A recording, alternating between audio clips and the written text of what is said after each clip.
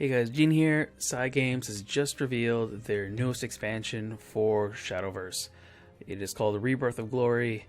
It has the card everyone loves and same time hates, Albert, as the cover boy. And we shall see.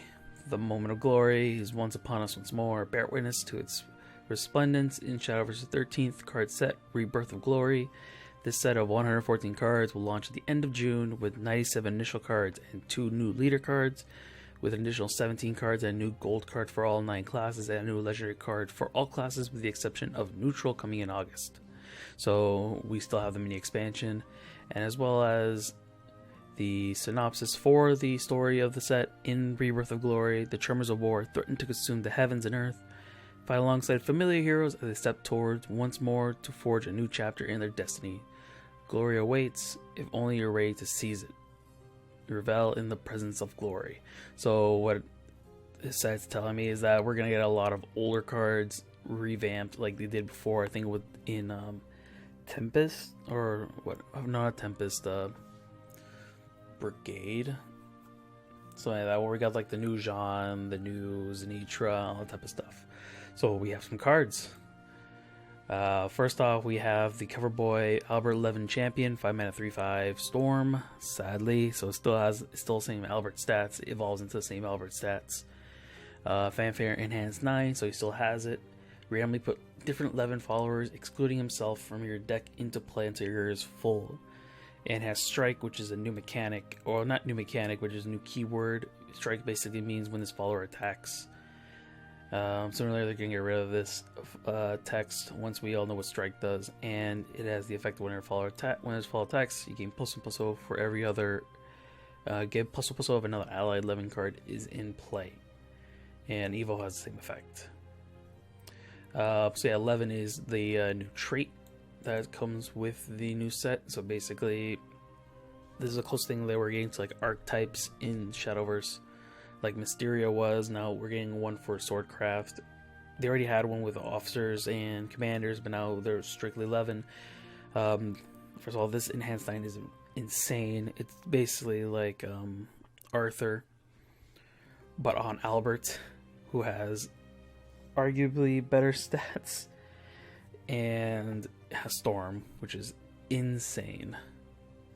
So hopefully the 11 cards they reveal for this set are not too overpowered, and hopefully they're not a lot of them. So from what I've seen with the other cards, they're just going to be like 2 drops or something small like that. Yeah, Albert's going to be very insane. We already had tier 1 sword, or probably still going to have tier 1 sword. They just love their sword. And I love that I called it too. Like we're losing Celia, so I said we're gonna probably get another Storm. Thinking of Cygames, and here he is back at it again. I'm gonna be wondering how broken it is gonna be in Unlimited, since we have the other Albert as well, and probably the other Albert's gonna change from Commander to 11 just to fit the archetype. Next we have Gino 11 Stalwart, Silver Swordcraft follower, 2-mana 2/2, has 11 as a trait, and the effect is can evolve an allied 11 follower, excluding itself, each turn for 0 evolution points until his follower leaves play. So you can play it, so you get it off Albert, and then you can Evo Albert to get 5 damage face, or you can just evolve anything you want. Since Albert already has Storm, you really need to Evo him, unless you really need to go for 2 more damage face.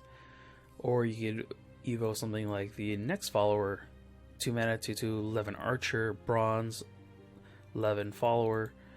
Has no effect on unevolved, but Evo, if there's any 11 cards in your hand, you deal 3 damage to any follower. This is pretty good. You enhance 9 Albert, you get a 3/5 Storm, you get Gino, and then you get 11 Archer. So now you could Evo 11 Archer for free. You get a 4/4, deal 3 to something else, has Rush, and you get Storm. This all seems just pretty insane. So yeah, hopefully there's not more broken 11 cards, and we might see that some cards in the past sets get changed to 11 archetype, like the older Gino and stuff like that. Yeah, that's it for sword. Now we're going to rune. Ginger, a cursed word, 9 mana 5/5, runecraft legendary.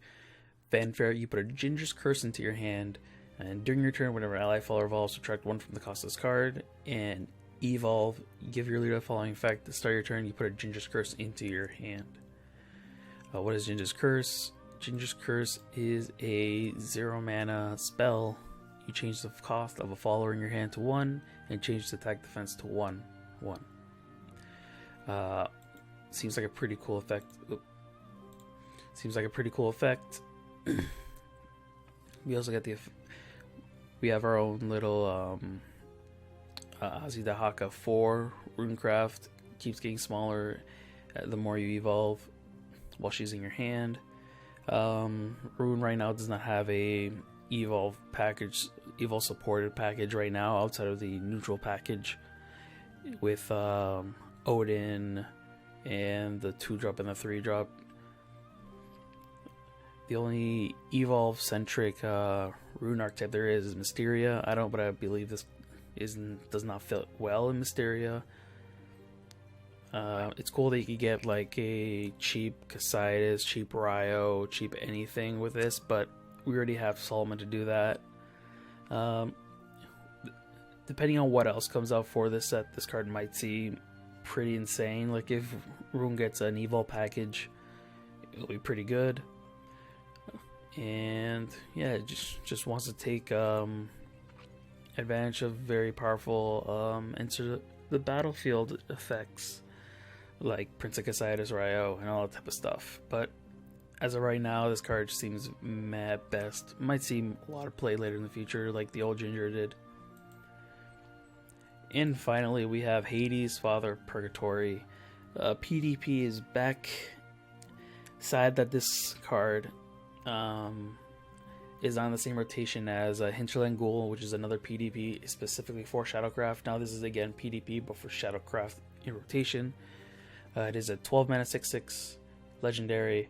Has Accelerate 6, deal 3 damage to all followers. You summon a Path to Purgatory, and then you put a 7-point copy of Hades into your deck without Accelerate.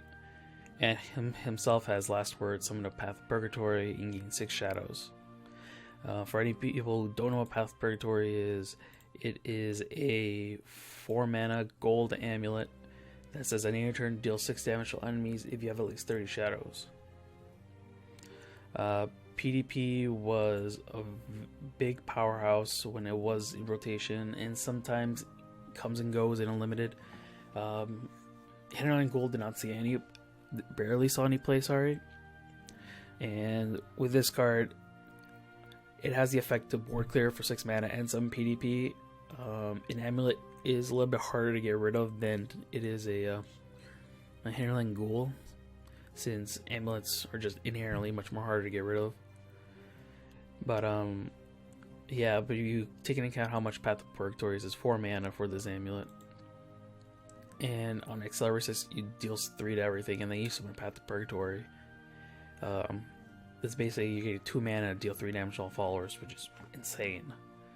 So yeah, seems pretty good. I'm curious to see what other mechanics we're gonna get, what other themes we're gonna get for every class. Like as of right now, Sword has the 11 package, which is probably what's gonna revolve around in Sword right now. Rune probably is gonna get Evo centric effects, and Shadowcraft is just gonna be get a lot of shadows as fast as possible. So yeah, that's basically it. Yeah, probably not gonna watch the trailer. From what I saw in the trailer, we also getting cards like other 11 cards. It seems like Zeus is also coming back, and Erd as well. I fucking love Erd. So yep, that's basically it for the Rebirth of Glory. Please, in the comments below, tell me what you guys think of the new set. Any cards you hate or love that I just revealed today. Any cards you want to see, please tell me in the comments down below. And Gene out.